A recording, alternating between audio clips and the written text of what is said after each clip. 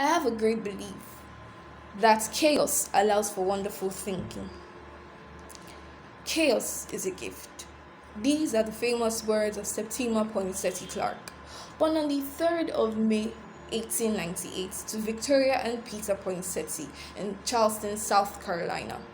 Septima was an educator and civil rights activist who believed in education as a way of emancipation. Septima believed that knowledge could provide empowerment for marginalized groups in ways that legal equality could not.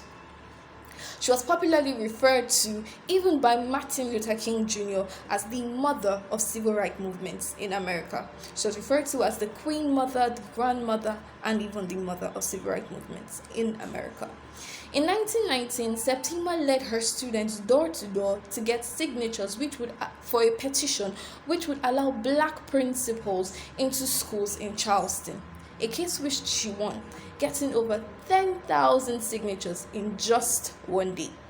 Septima unfortunately passed away on the 15th of December 1987. For more amazing black content, remember, Black History Buff, come join the village.